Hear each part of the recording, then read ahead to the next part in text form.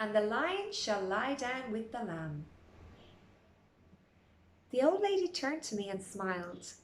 There, she said, that's my story. And what about Bertie? I knew as I asked that I shouldn't have, but I had to know. He's dead, dear, the old lady replied. It's what happens when you get old. It's nothing to worry about. It's lonely, though. That's why I've got Jack. And Bertie, like his lion, lived on to a good age. He's buried out there under the hill beside the White Prince. She looked back at the hill for a moment. And that's where I belong too, she said. She tapped the table with her fingers. Come on, time to go. Back to school with you before they miss you and you get yourself into trouble. We wouldn't want that, would we? She laughed. Do you know, that's just what I told Bertie all those years ago when he ran away from school. You remember? She was on her feet now. Come on, I'll drive you. Don't look so worried. I'll make sure no one sees you. It'll be like you've never been gone. Can I come again? I asked. Of course you can, she said. I may not always be easy to find, but I'll be here. I'll just tidy away the tea things and then we'll go, shall we? It was a very old-fashioned car, black and upright and dignified, with a leathery smell and a whiny engine. She dropped me at the bottom of the school park by the fence. Take care, dear, she said, and be sure to come again soon, won't you? I'll be expecting you. I will, I replied. I climbed the fence before I turned to wave, but by that time the car had gone. To my huge relief, no one had missed me. And, best of all, Basher Beaumont was in the sick room. He'd gone down with measles. I just hoped his measles would last a long time, a very long time. All through supper, I could think of nothing but Bertie Andrews and his white lion. Stew and dumplings and then semolina pudding with raspberry jam. Again! It was as I was picking my way through my slimy semolina that I remembered Bertie Andrews had been at this school. Maybe, I thought, maybe he'd had to sit here and eat slimy semolina just as we did now.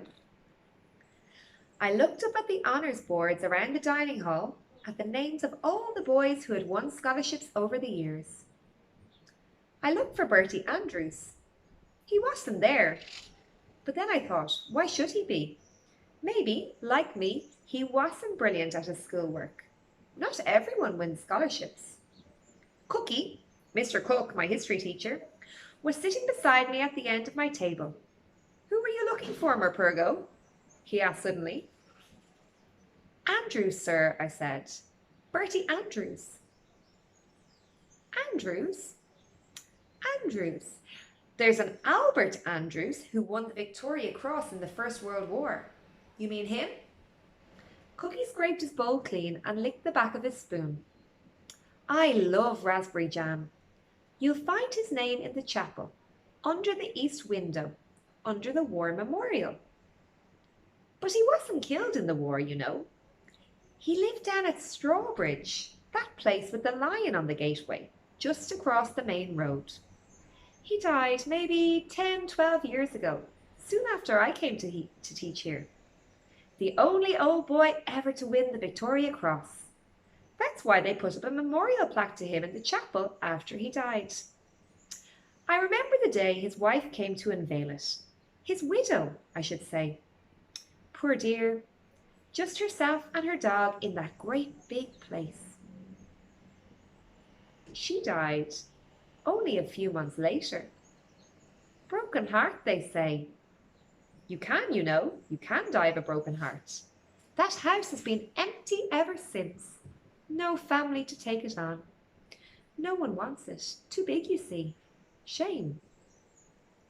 I said I wanted to be excused to go out to the toilet.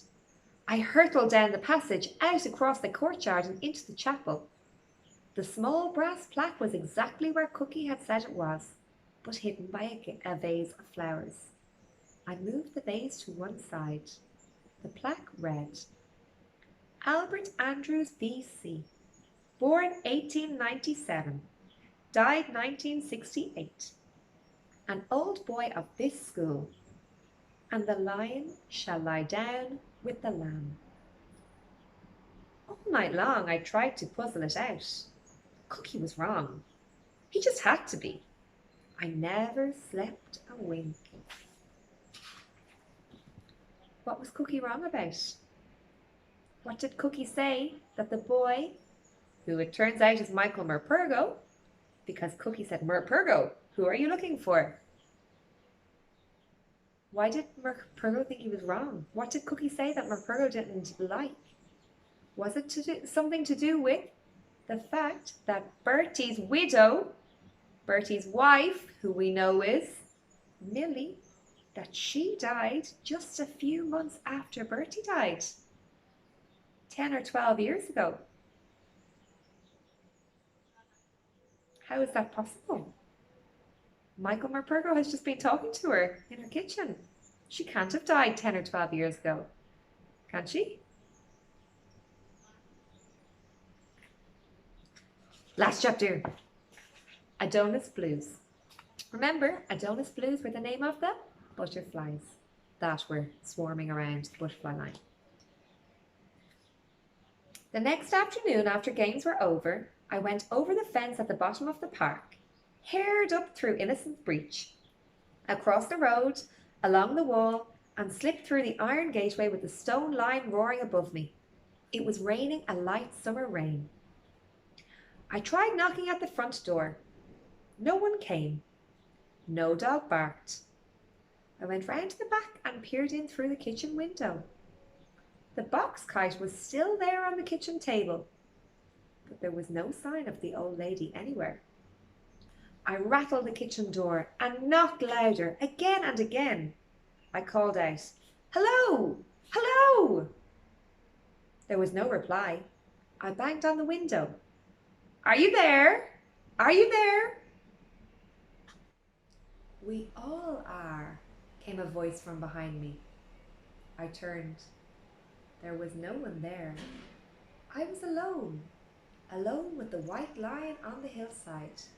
I'd imagined it. I climbed the hill and went to sit in the grass above the white of the lion's mane. I looked down at the great house beneath me. Jackdaws cawed overhead, caw, caw. There was bracken and grass growing out of the gutters and around the chimney pots. Some of the windows were boarded up. Drain pipes hung loose and rusting. The place was empty, quite empty. The rain suddenly stopped and the sun warmed the back of my neck.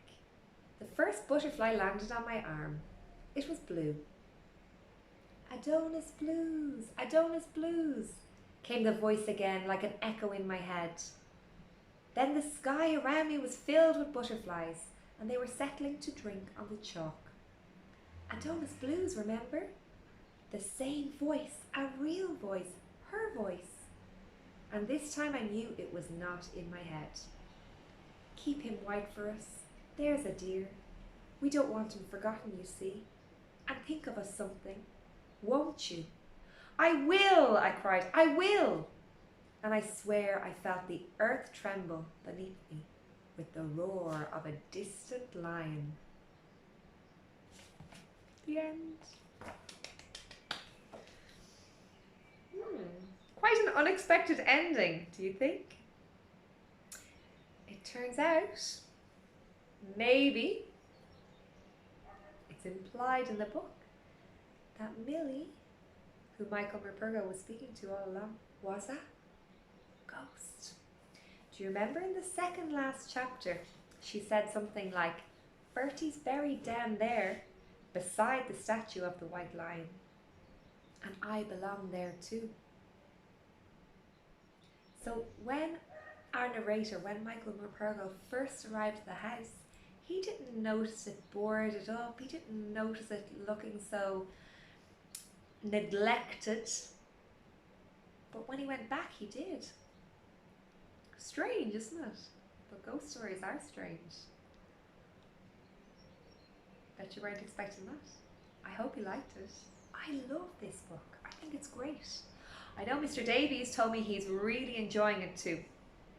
I hope you've enjoyed it. Take a bit of time to think about it. Maybe in a while, return and read it all again. It's a really great story. Think of all the different elements, all the different countries, the different stories that are all mixed in together. He's really a great author, Michael Merperno. I really hope you enjoyed The Butterfly Line.